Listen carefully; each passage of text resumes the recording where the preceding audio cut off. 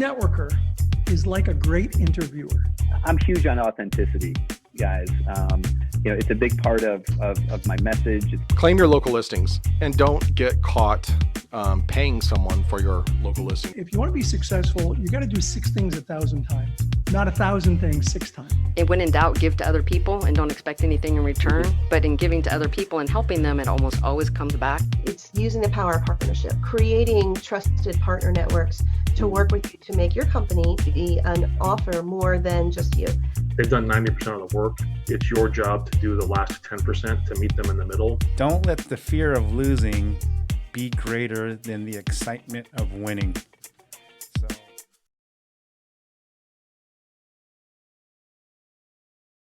All right, everyone, and welcome to this episode of the Ask Valor Masterminds podcast, brought to you by Advanced Septic Services. My name's Galen. Good morning, I'm Joe. And we are coming at you virtually from the BD local studios in Tacoma, Washington. So Joe, for our new listeners and viewers out there, can you tell everyone how our podcast came to be?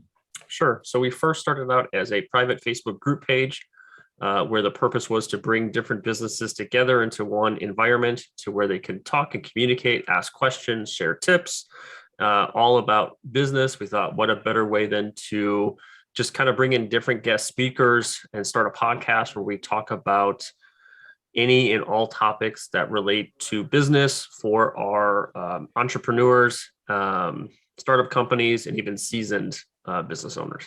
Awesome. So after 2 years and over 50 episodes, Joe, we're excited about today's topic. Why don't you tell everyone what our topic today is? So today, I actually love this topic. It's called When is Enough Enough?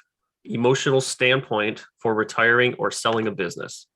So we've talked about being in business, but we've never actually talked about, when have you had enough as a business owner and when is the right time to sell a business? So today's guest, we have Paul Barron with The Wall Printer. So a little bit about Paul. Paul is the founder and chief executive officer of The Wall Printer USA. Paul is responsible for all executive functions, assuring the growth of the corporation and of the businesses that purchase a wall printer.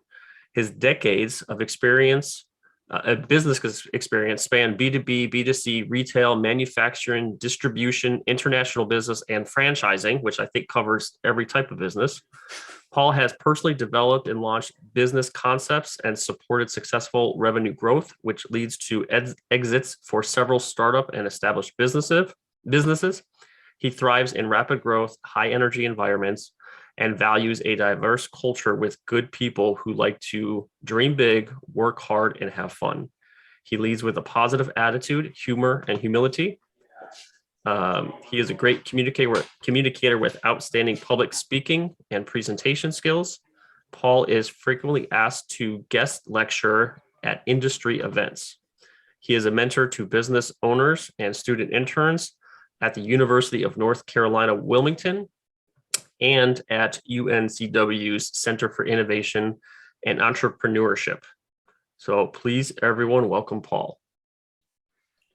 Thank you so much, Joe and Valor, for inviting me to be a part of this and who introduced me to your audience as well. And also congratulations on the 2 years and 50 episodes. That aligns very nicely to my new wall printing business, which is just completing its 2 years. And we just crossed 50 wall printing businesses that we've started.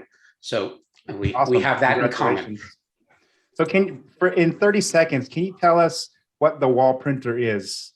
Just so our audience kind of understands what the product is that I can't do anything in 30 seconds, but I will try. So one trip to thewallprinter.com, our website, and a look at a 15 or 30-second video would tell you everything you need to know. However, given the 30 seconds you've allotted me, I will just tell you that it is a vertical printing machine. It is basically your desktop printer, but it prints vertically on any wall surface, indoors, outdoors, any surface at all, brick, wood, paper, wallboard, metal, whatever, glass, any substrate of a wall. As long as it's vertical, we can print on it. And we can print on products too, like canvas or paper or metal sheets or something like that. But it's called the wall printer because give us a wall, we can add beautiful artwork to it from any digital image. Awesome. Thank you. So Joe, our last episode, we had Robert Grant. So payment processing, the do's and don'ts, what to know about payment processing. What was one of your main takeaways from our last episode? Well, this was a great episode, and we've had a lot of great feedback from it already after posting it. For me, it has to do with choices. So with merchant services, there are just, unfortunately or fortunately, however you look at it, there are a lot of choices when it comes to merchant service companies and providers. And so a lot of businesses feel like I bank with this business, they offer merchant services, I should just go with them. In all reality, you should do your due diligence as a business owner and kind of research and find the right merchant services or credit card processing company that's the best fit for your business. Awesome. I totally agree. The one takeaway I had is just look at your actual statements, and it says there in the small print, like extra fees, and a lot of business owners neglect to look at that. So refer to that previous episode. But back to Paul. Paul, we're going to get to know you before we kind of get into the topic a little bit. So we asked our guests 3 questions just to get to know them a little better. So the first question is, what are some early lessons learned as an entrepreneur? Well, first of all, to be an entrepreneur or to walk like one, act like one, you have to be willing to take some type of a risk on whether it be a product or service that you choose to pursue on a business nature. And so, one of the things that, you have to determine early on, are you a good fit for that particular product or service? And do you have the what I call time, talent, and treasure? Do you have the time to devote to this that'll make it successful? Do you have the talent? And that talent doesn't have to be you, but your talent could be in embracing and attracting other people to do that. I was told early on the definition of a good CEO. The best CEO of a business is one who is smart enough to take on the task, but wise enough to hire the right people to actually do the work. And that's and that couldn't be more true with an entrepreneur starting out with a business. So then, what is one of the best pieces of advice that you've been given? Well, if again we stick to the idea of entrepreneurship, I worked for a company early on in my career. I was in my 20s. I was making more money than I had imagined. I was in a sales and marketing role. I contributed to the company's success measurably. And was able to actually see that in my first Christmas bonus, which when I was in my 20s, and this is, I don't want to date myself, but a good 50 years ago. And I got $1,000 Christmas bonus, and I couldn't be more proud. My mother was the bookkeeper for this company, and I told her that the owner gave me $1,000 bonus. And she said, well, that's great, Paul. He goes, but because of your work and her being in the position of bookkeeping, she said, because of your work in this company, the owners all took a split of about $35,000 each in their Christmas bonus from the sales that you had produced. So the best advice, again, that I was given as a result of this was I went into them on Monday the next day, and I said, I really appreciate the Christmas bonus, enjoy working here. I go, but I think that I deserve more.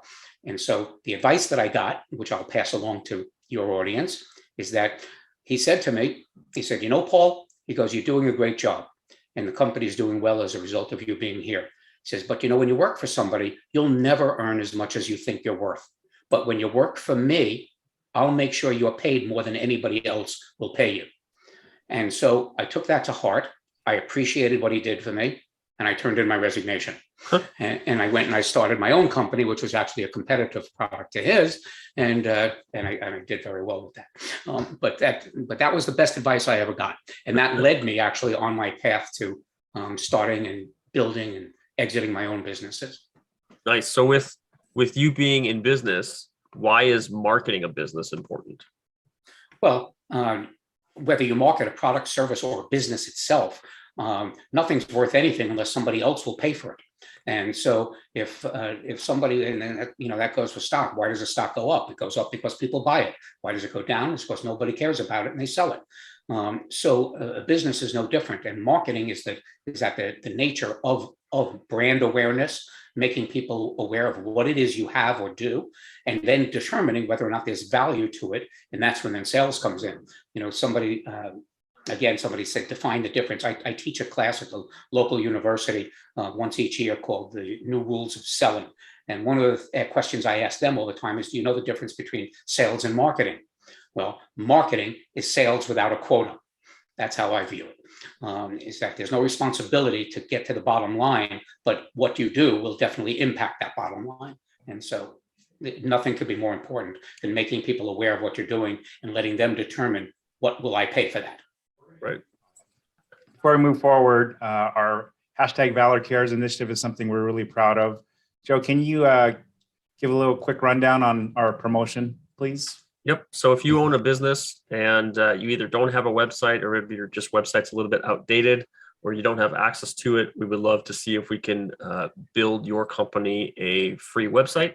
You could just go to our the Ask Valor Masterminds.com website and click on the Valor Cares to learn more about it and submit your information. But we're just very appreciative for our company's growth and be able to give back to businesses. And this is the best way that we found fit. Awesome. Thank you. So we come to the part of our podcast, our Advent Septic Pump You Up quote of the day. So we always ask our guests, is there a motivational quote that you want to share with our audience? And today's is teamwork makes the dream work. So Paul, why does that resonate with you so much? Well, as I said early on about my definition of the great CEO, it's really dependent on the people you put in place to make the gears turn and to make it happen for both the business, its stakeholders, its employees, its customers, its partners, its vendors. All of those are integral parts of the growth and success and just operations of a business. And so teamwork to me, and I've been very blessed with the people that I have working for me and with me, in that they join forces in their own respective skill sets and task lists, but they work together very well. And for the business to really function and prosper, both internally and externally for the customer's benefit, you have to be able to work as a team. I think in any situation, and then of course you realize the dream. So the dream is everybody's success. Employees have a good quality of life. Hopefully there's a work-life balance that keeps you motivated and interested every day in what you're doing in and outside of the workplace, and your customers prosper and thrive as well. Thank you for that. Come to our Did You Know segment. And this is kind of where today we're going to talk about different myths of retirement. When is enough, kind of with our topic before we transition. So our first one, I'll read this and get a thought from you, Paul. But retirement is waking up in the morning with nothing to do, and by bedtime, having done only half of it. So a great myth. Talk to us about that, please. Well, I define that I like that quote for a couple of reasons. Number one, I mean, I'm 70 years old. I can't imagine being retired in the sense of having nothing to do all day long except what you want to do when you wake up, and then let the hours determine, how you fill them. I'm a little bit more, I like to be a little bit more focused than that. And that's probably why I keep trying to find different business is to, because that then involves the responsibility of employees, of customers, of what that business needs to function. And so if I get through half of what I need to do, that's a really good day for me. But that again, the notion that you've only accomplished half of it, you always like to leave something and a reason to get up in the morning. I remember going to a friend's house a long time ago, and I opened up a closet and something I was looking to hang a coat, and this house was impeccable. It was absolutely beautiful, finished as well as anything could be. And I opened up this closet, and it was like sheetrock, and you saw the studs from the construction and everything else. And it was just so out of place. And I asked him, and I said, if you don't mind me asking, do you know that this closet is not finished? And he says, yeah. He says, this is my third or fourth house. And he goes, we've always built our own homes and everything. And we always leave one room or one feature totally undone. So we have a reason to get up in the next day and have something to do. And so that all goes part and part of that kind of quote that resonates with me. All right. If you're thinking about your current business's growth opportunities, you're not ready to sell.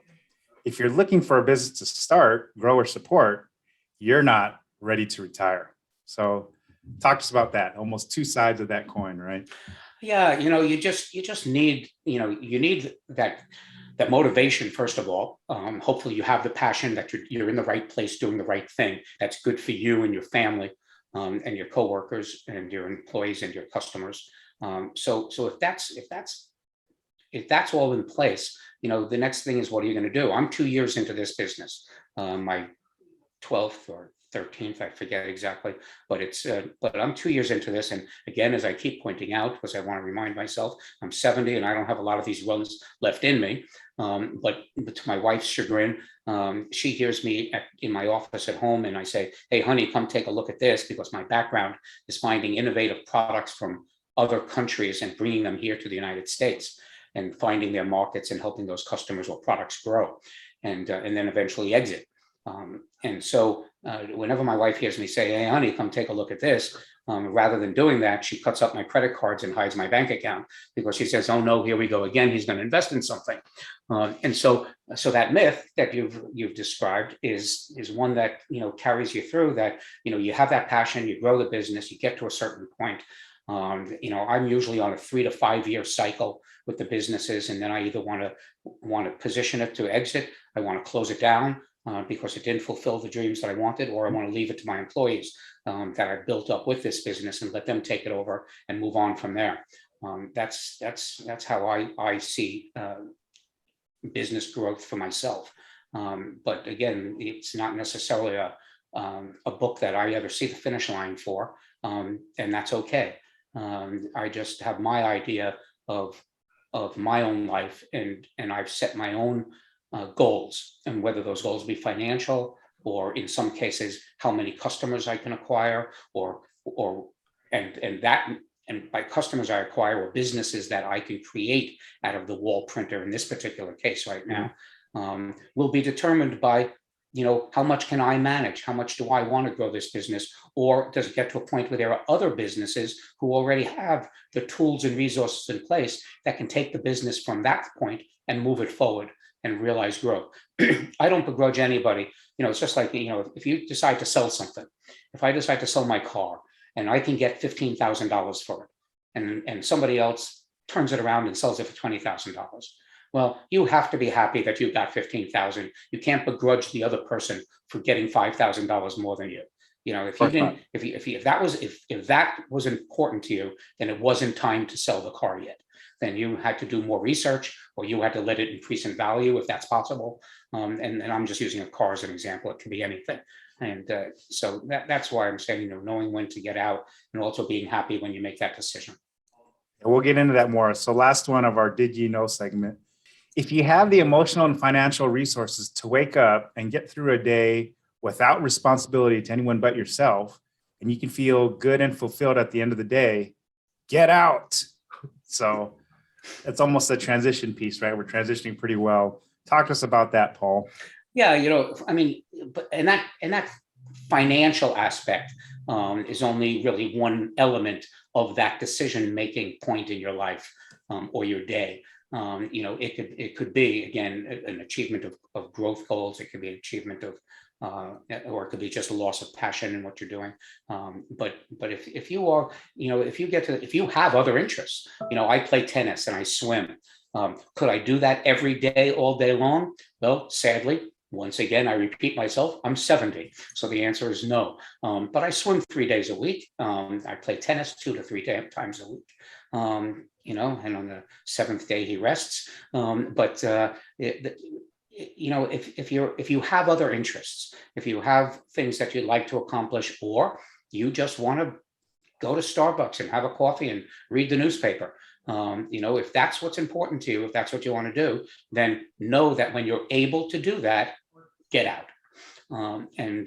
Because if you're not contributing to the continued growth of your original dream, and it's stagnant, maybe some people are happy with plateaus. I personally, I'm not, and I don't know many people that once you reach a certain level, you can just coast. I don't find this fulfillment nor happiness, personally or financially. If you're able to just wake up at the same point every day, finish your day at the same point every day, there's no growth in that, and there's no satisfaction, and there's no long-term happiness. Right, which now is a good transition. So when is enough enough? Joe mentioned it earlier. Emotional standpoint for retiring or selling a business. So we went through these did you know quotes, kind of get your thoughts, when is enough enough? So, I mean, to our audience who've never thought about this, if they've been longtime entrepreneurs and had something, maybe they've felt a plateau. Obviously, during the pandemic, a lot of businesses had to look within themselves for a lot of different reasons. If you pause, you panicked, or you pivoted, a lot of different things. Talk to us about that. Is maybe if you're a business owner out there listening or watching us, and you're just maybe at a plateau and you've done it for X amount of years and you're looking to get out, start something new. What are some things that you could tell people who are maybe thinking about this? Well, first off, Galen, I'm going to tell you that I appreciate, and I'm going to steal from you, the pause, panic, or pivot line. I like alliteration, and I like that one particularly. I think it's appropriate in many ways, and I've never heard it said before. So thank you for that. But enough is enough, and when I think for me, it's a combination of passion and finance. I'm a capitalist. I freely admit that I'm a consumer. I have certain things I like. I don't think that I'm over the top in terms of what I need. But I like going out to eat once or twice a week with my wife. I've got a couple of dogs. God knows they keep me busy in vet bills. And so there's we've been unfortunate in not having children of the two-legged variety, and we had to go the four-legged route early on in our lives, personally. So I can't imagine families who raise their children with asking for the car keys and college funds and things like that. All these things keep people going, and so when is enough is for some people is not the same for somebody else. It's all relative.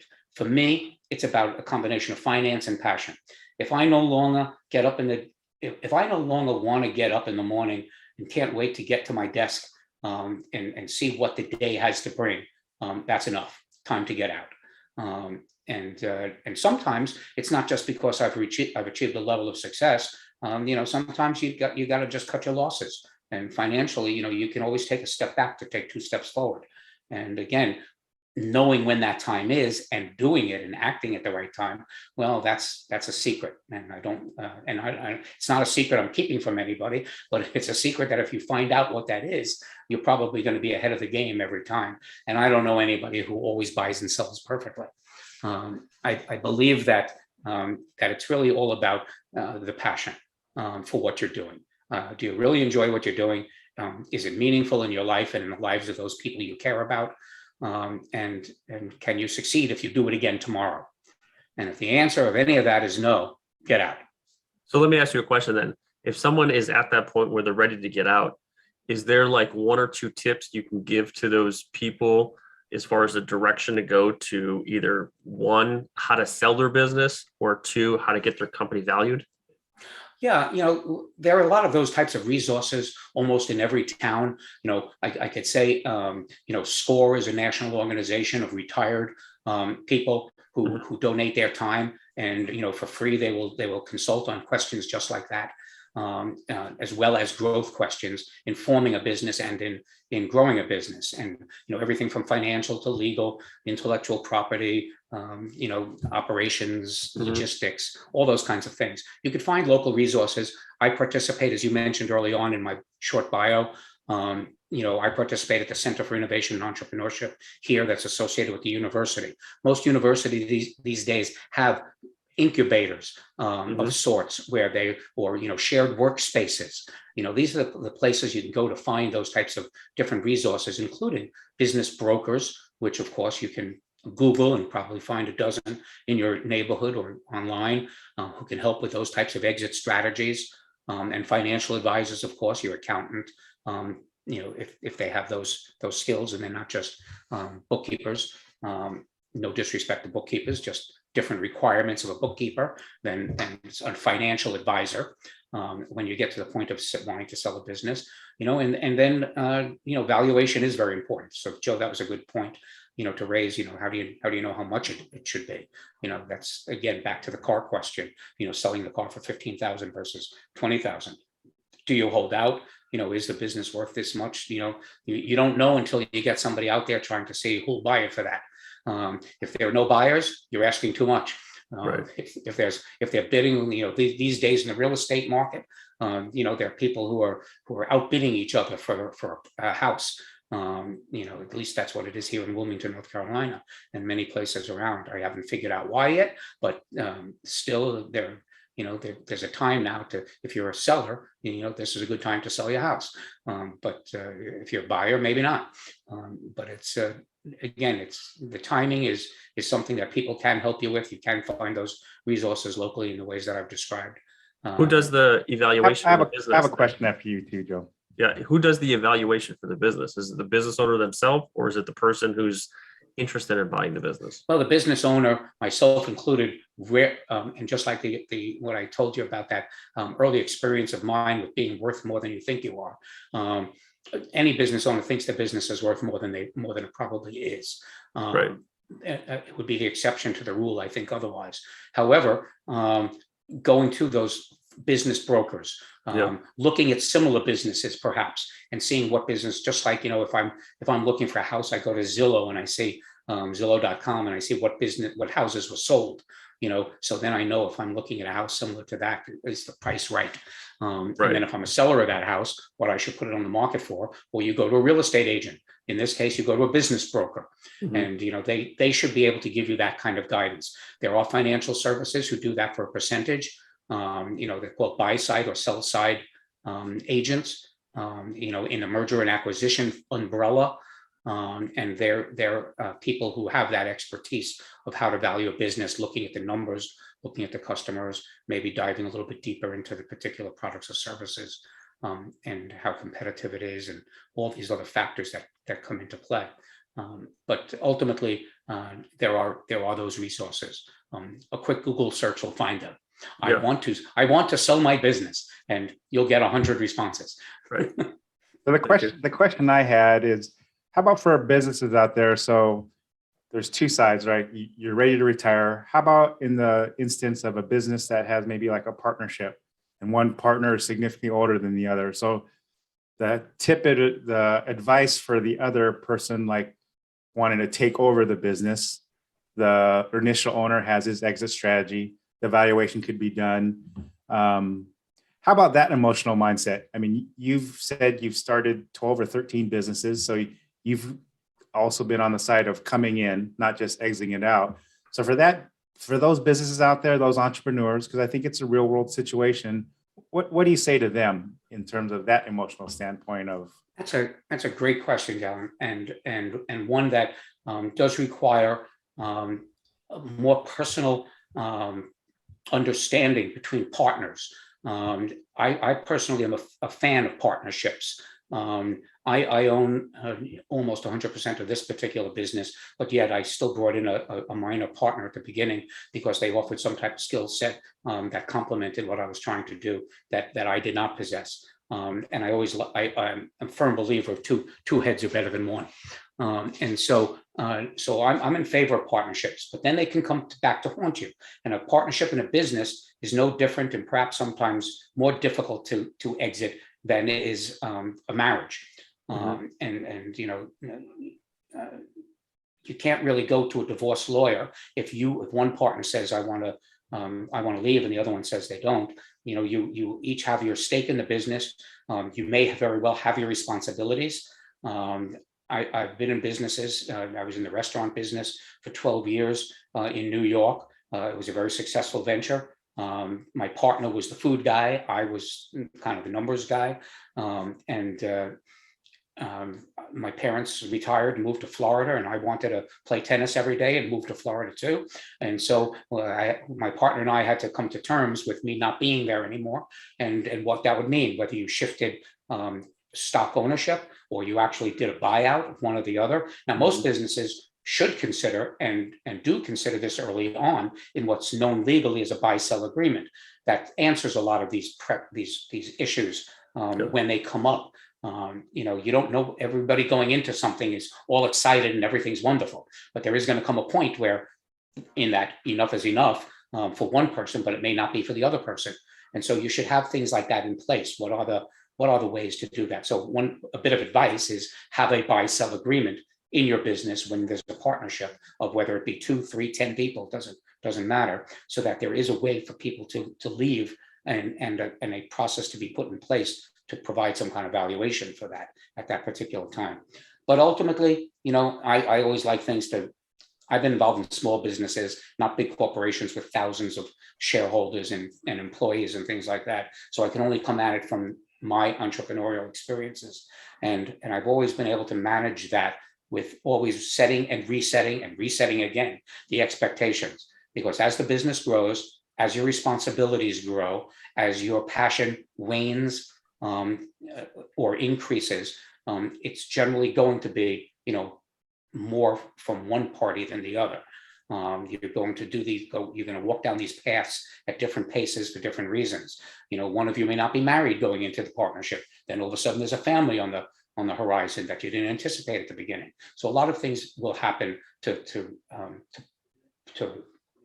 as Yogi Berra was quoted, when you get to a fork in the road, take it. And so, that the only thing I can say in terms of advice, besides, covering these bases early on, is just constant communications. It's the same thing that works in the day-to-day practice of any good business between employees and leadership teams, and vendors and customers and suppliers. Right. Just communication.